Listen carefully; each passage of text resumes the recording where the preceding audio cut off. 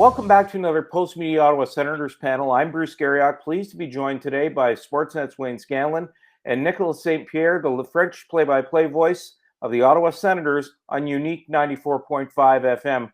Guys, thanks for joining us as we speak this morning. The Senators are coming off a 5-4 overtime loss to the Minnesota Wild on the road. They finished with a 1-1-1 record.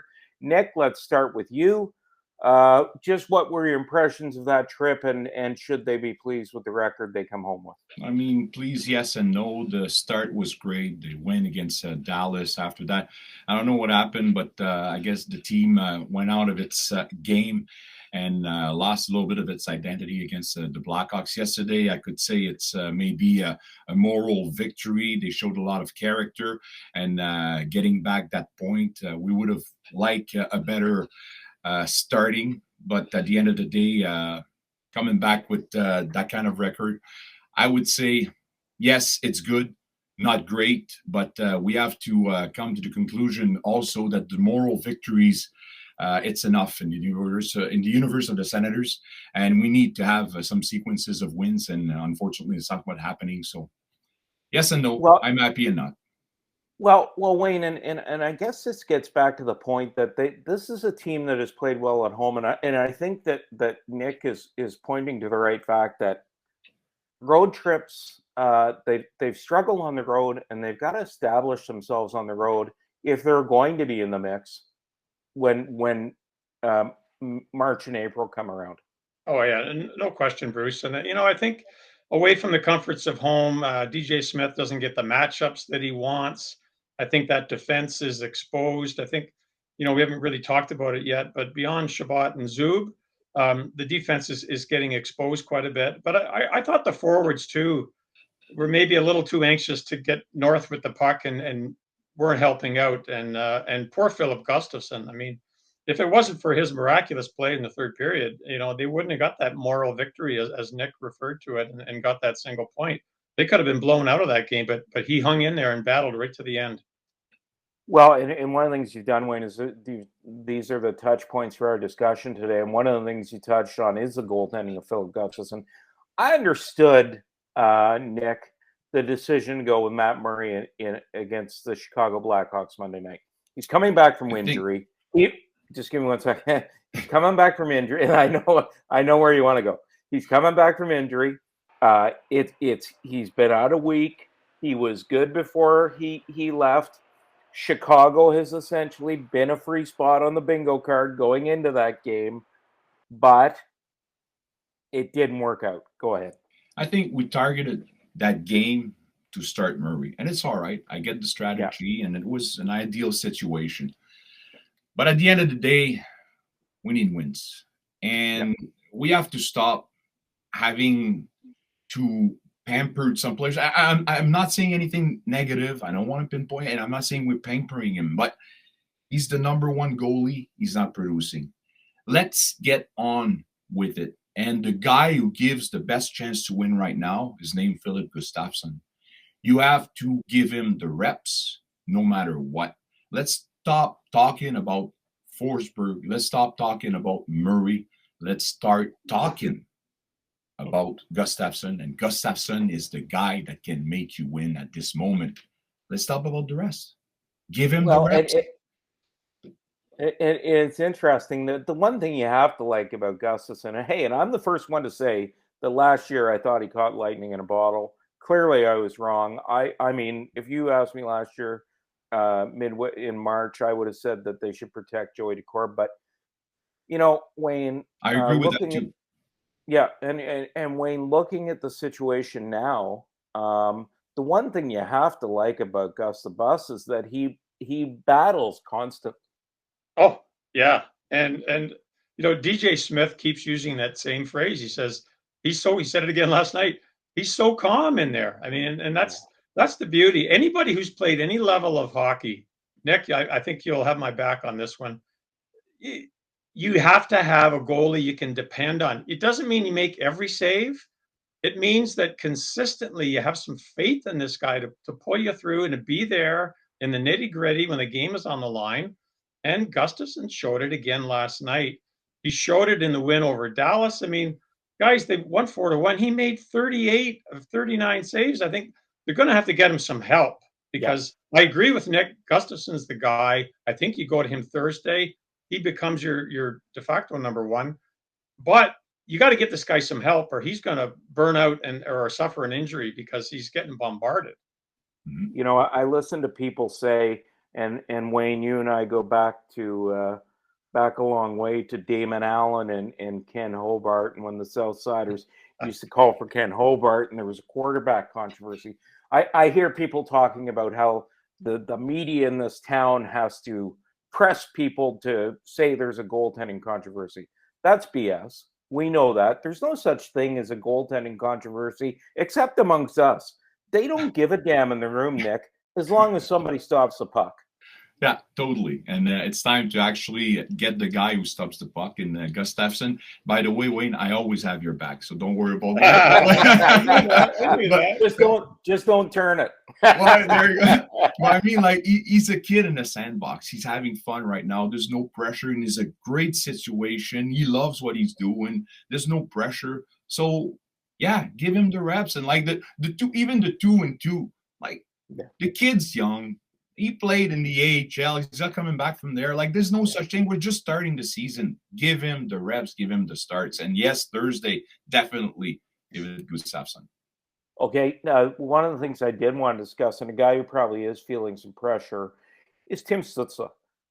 No goals in the first 9 games of the regular season as the Senators head home to face the Vegas Golden Knights.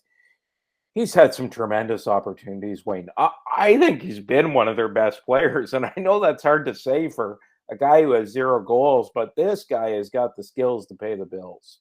Oh, he does. I mean, the power play was buzzing last night, and how about that play in the third period where Stutzle breaks in alone?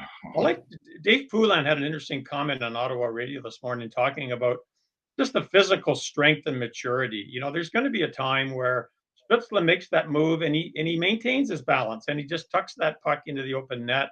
And when he's battling in overtime and gets a little bit overpowered, trying to do that back check and prevent the 2-on-1, you know, he's going to be strong enough to make that play. I think we have to be a little bit patient. We got very excited about this young man last year.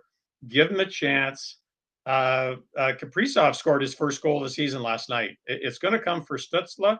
And I agree with DJ Smith that when it comes, it's probably going to come in bunches. What have you seen, Nick? I mean, you've watched an awful lot of this team. There's no doubt that Stutzle is the real deal, and he's definitely going to be a force, an offensive force in the near future.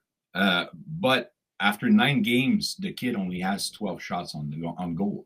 So let's start with that. I remember last year when Connor Brown, we were talking about the same thing while he's not producing. DJ Smith was saying, well, shoot. Well, sometimes you have to create the occasion. On the other hand, I think Stutzle right now, would it be more advantageous for him to play on a line that has more finesse? Yeah, I think so. Unfortunately, we don't have the tools to give him what he needs right now. Let him actually get his confidence back, and I'm confident that yes, it's going to happen very soon. But let's start by shooting and give him the occasion.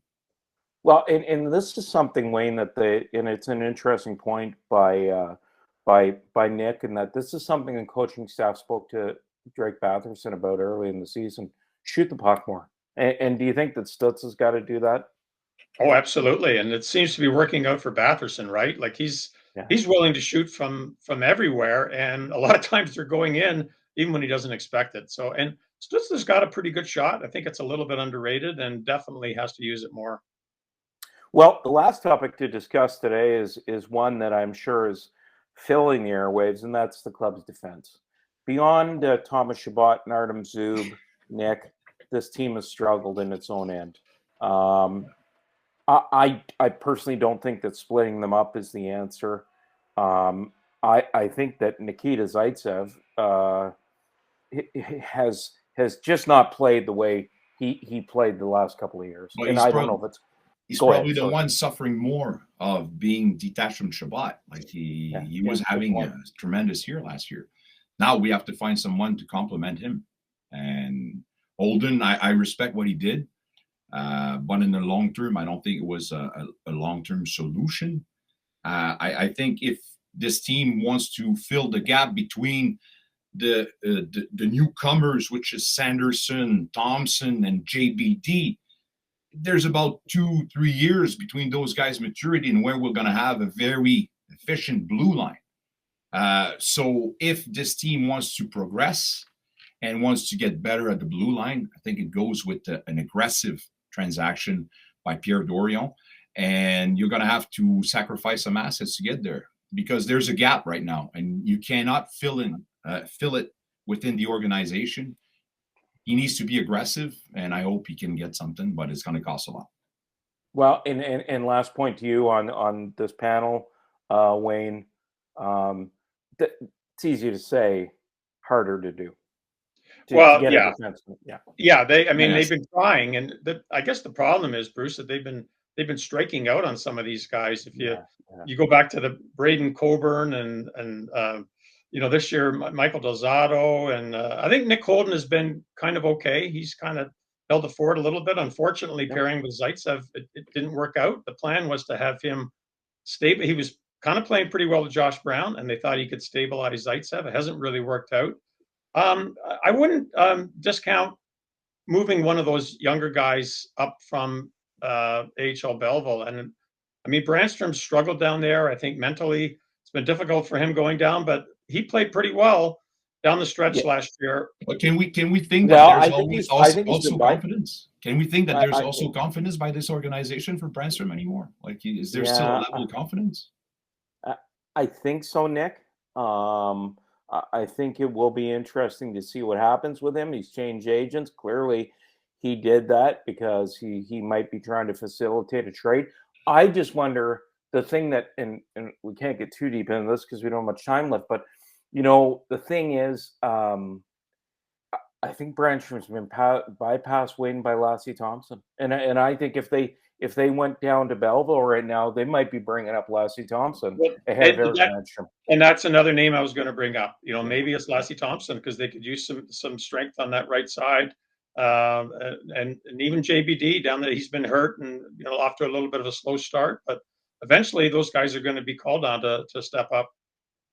Well, we'll see what happens here. There's still a lot of racetrack left in the regular season. Wayne Scanlan, longtime former Citizen Sports columnist and now writing for Sportsnet.ca. Thanks for joining us today, along with Nick St-Pierre, the longtime play-by-play voice of the Ottawa Senators on Unique 94.5 FM.